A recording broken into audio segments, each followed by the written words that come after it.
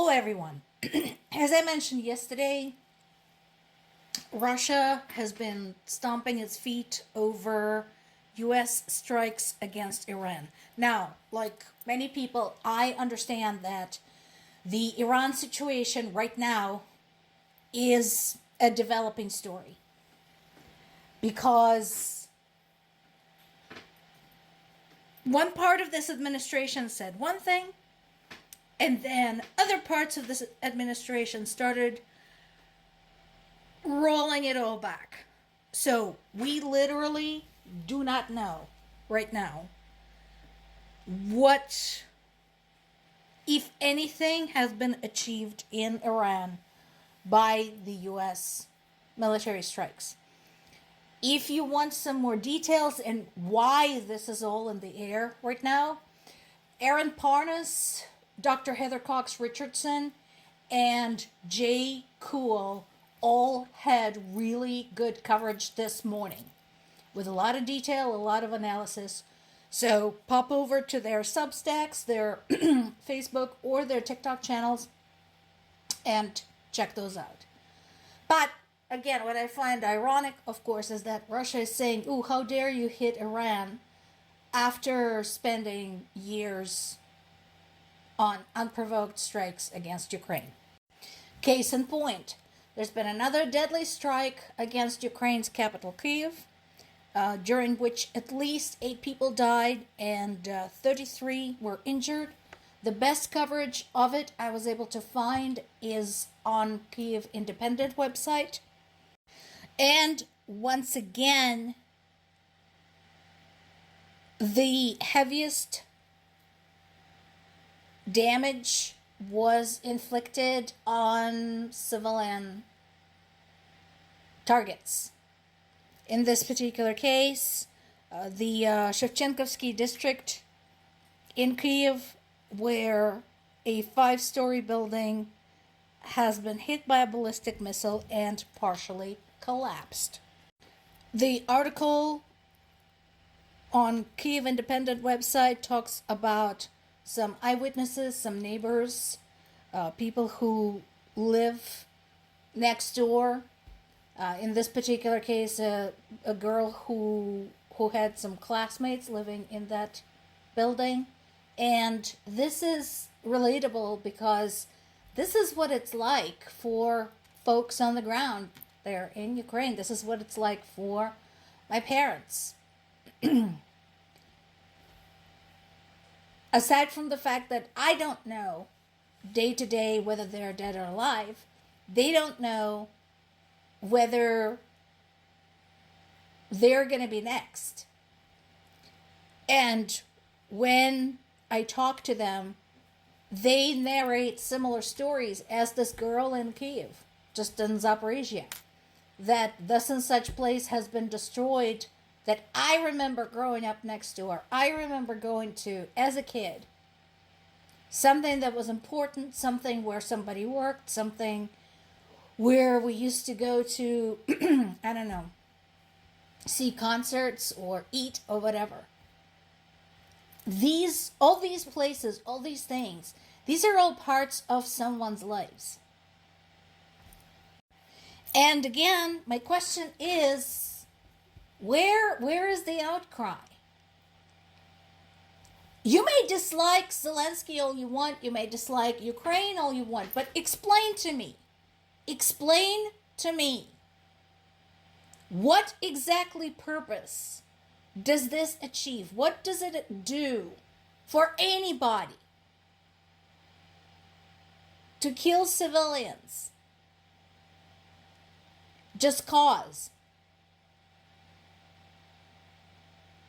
And no, I don't want this compared to Israel and Gaza. That is a separate conflict with its own separate reasons. It's nothing like the invasion of Ukraine. It has nothing in common one with the other. So no, I don't want any whataboutism on that subject. I have written on that subject. I have talked on that subject separately because, again, I believe such things should be treated separately. But in this particular case, this gains Russians nothing. It doesn't help them move into Ukrainian territory.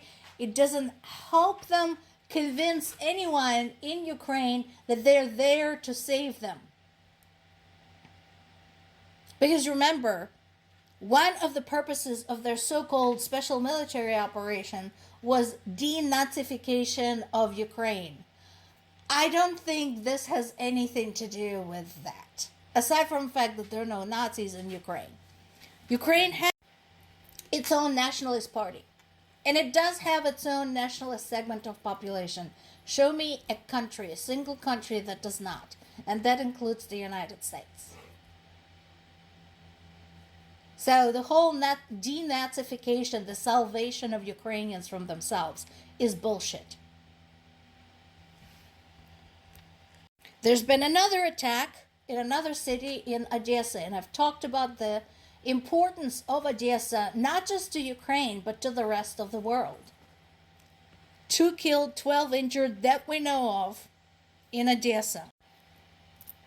In this particular case, the attack targeted a local educational institution, destroying the building. Again, so it was a school or a college. What purpose did this serve? Who is supposed to be convinced that heroic Russians are there to save them? We do have a NATO summit coming up. I don't know what to expect at this point, so things have changed for the worse. I think both for Ukraine and for NATO. So let's break this down.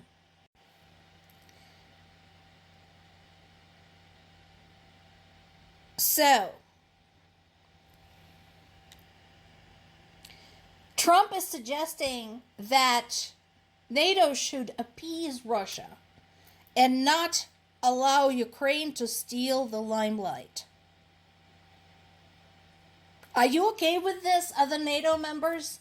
Particularly the ones that are up close and personal to this? Romania, Poland, Finland, looking at you kids? We got a preview of this based on the G7 summit. And it doesn't help that the US is vetoing Ukraine's membership to NATO indefinitely. So, again, NATO countries who have front row seats to this war, are you okay with this? Ukraine has been a buffer between you and Russia for years.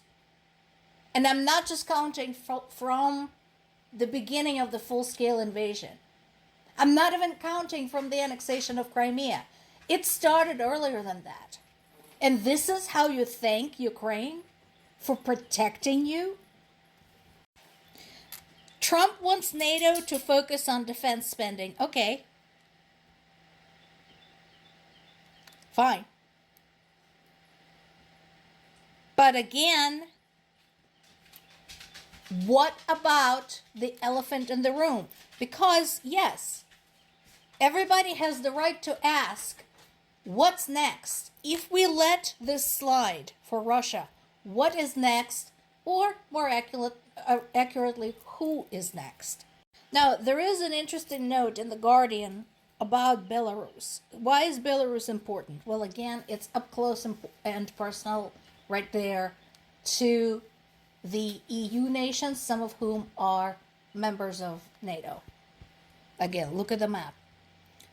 Belarus has been a very outspoken supporter of Russia until recently, when they had a taste of political and economic isolation. This particular article is talking about the release of a Belarus resistance member, opposition member, after 5 years in prison. Could Belarus be crumbling under pressure? We'll have to see. More to come.